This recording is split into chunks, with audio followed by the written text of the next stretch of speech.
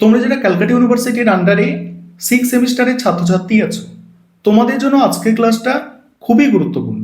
আজকের ক্লাসে আলোচনা করব তোমাদের 6 সেমিস্টারে অনার্স এবং এমডিসি কোর্সের সিলেবাস।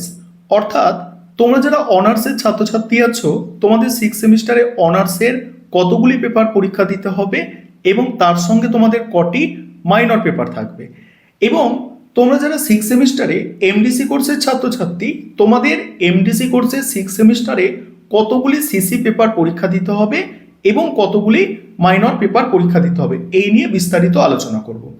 তোমরা সাইডে একটি সিলেবাসের স্ট্রাকচার দেখতে পাচ্ছ, ওই স্ট্রাকচারটা ভালো করে দেখবে এবং আমার কথাগুলো শুনবে, তাহলে তোমাদের কাছে সিলেবাস সংক্রান্ত ধারণা একদম স্পষ্ট হবে। কারণ তোমাদের 5th সেমিস্টারের পরীক্ষা কমপ্লিট, এবারে তোমাদের 6 সেমিস্টারের পড়াশোনা শুরু করতে হবে এবং তার আগে তোমাদের সিলেবাসটাকে ভালো করে বুঝে নিতে হবে। এবং তোমাদের আরও একটি প্রশ্ন থাকে এবং অনেকেই তোমরা প্রশ্নটা করেছো যে আমাদের এবার থেকে কি মাইনর সাবজেক্টের পরীক্ষা নিজস্ব কলেজে হবে। এই প্রশ্নের উত্তরও তোমরা পেয়ে যাবে। তবে প্রথমে তোমরা সিলেবাসটা বুঝে নাও। তোমরা সাইডে সিলেবাসের স্ট্রাকচারে দেখতে পাচ্ছ, তোমরা যারা অনার্স কোর্সের স্টুডেন্ট, তোমাদেরও 5টি পেপার 6 সেমিস্টারে পরীক্ষা দিতে হবে এবং তোমরা যারা এমডিসি কোর্সের স্টুডেন্ট আছো, তোমাদেরও 5টি পেপার পরীক্ষা দিতে হবে।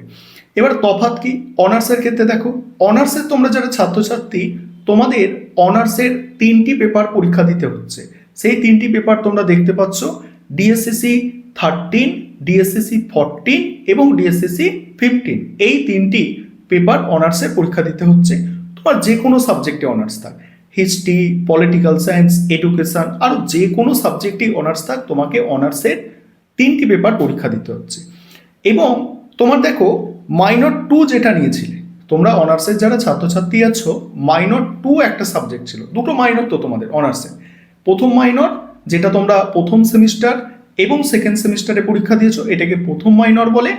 এবং সেকেন্ড মাইনর কি তোমরা 3rd সেমিস্টার এবং 4th সেমিস্টারে পরীক্ষা দিয়েছো, সেটাকে তোমাদের সেকেন্ড মাইনর বলে। সেই সেকেন্ড যে মাইনর সাবজেক্টটা ছিল, ধরো তোমার সেকেন্ড মাইনর আছে ইতিহাস, প্রথম মাইনর আছে পলিটিক্যাল সায়েন্স। এই সেকেন্ড মাইনর সাবজেক্টটা, ধরো ইতিহাস আমি ধরে নিচ্ছি, তাহলে এই 6 সেমিস্টারে এসে ইতিহাস মাইনরে 2টো পেপার পরীক্ষা দিতে হবে। অর্থাৎ সেই পেপার কোড কি হবে, অনার্সের ক্ষেত্রে MN3 এবং MN4, MN3 এবং MN4। কারণ কি? কারণ হচ্ছে এর আগের সেমিস্টার, অর্থাৎ তোমরা 3rd সেমিস্টার এবং 4th সেমিস্টার তোমরা একটি করে MN পেপার পরীক্ষা দিয়েছো। অর্থাৎ 3rd সেমিস্টারে দিয়েছো কি MN1 দ্বিতীয় মাইনরের এবং 4th সেমিস্টারে দিয়েছো MN2 দ্বিতীয় মাইনরের।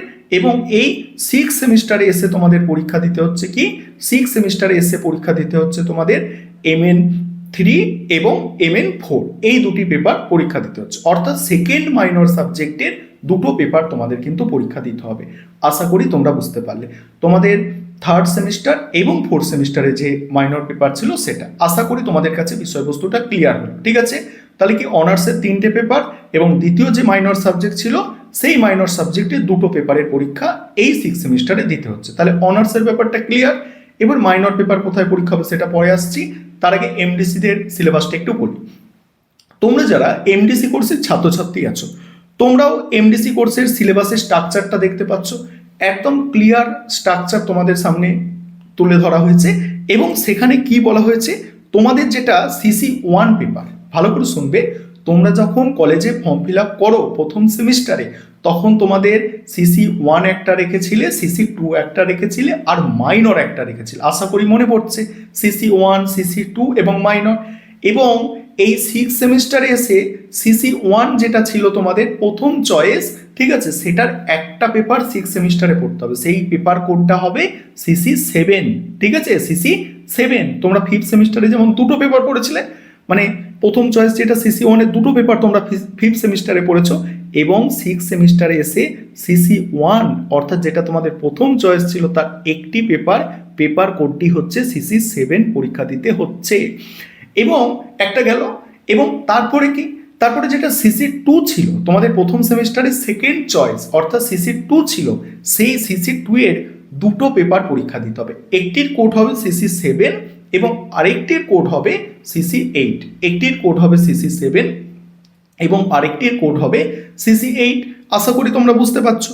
এবং তোমরা যারা MDC কোর্সের স্টুডেন্ট, তোমাদের তো মাইনর সাবজেক্ট একটি, তোমাদের তো আর অনেকগুলো মাইনর নয়, তোমাদের একটি মাইনর সাবজেক্ট ছিল।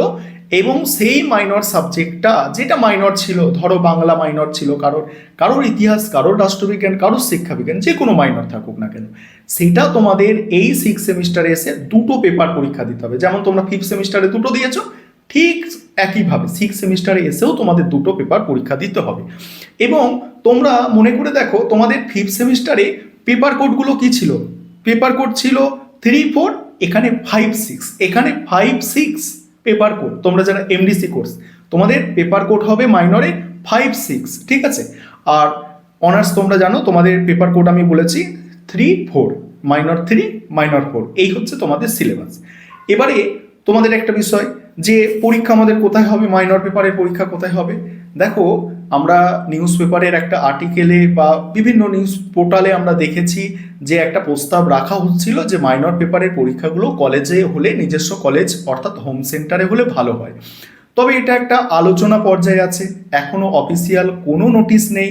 তোমরা এই আলোচনা পর্যায়ে চলতে চলতেই 5th সেমিস্টারের পরীক্ষা কমপ্লিট করে ফেললে, তোমাদের 5th সেমিস্টারের পরীক্ষাও হয়ে গেল, কিন্তু এটা এখনো আলোচনা পর্যায়ে আছে।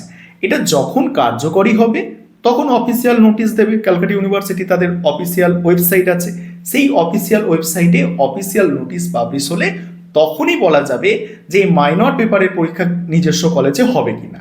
এখন তোমাদের ধরে নিতে হবে মাইনর পেপারের পরীক্ষা নিজস্ব কলেজে অর্থাৎ হোম সেন্টারে হবে না, যেমন অ্যাওয়ে সেন্টারে হয়, অর্থাৎ অন্য কলেজে গিয়ে পরীক্ষা দিতে হয়, ঠিক সেইভাবেই হবে। আর তোমরা কমেন্টে জানাবে যে তোমাদের সিলেবাস সংক্রান্ত কি আর কোনো ডাউট রইলো, নাকি সিলেবাসটা ভালো করে বুঝতে পেরেছো। আর যদি কোনো ডাউট থাকে অবশ্যই কমেন্টে জানাবে, পরবর্তীকালে আমি আরও ভালো করে বিস্তারিতভাবে আলোচনা করার চেষ্টা করবো।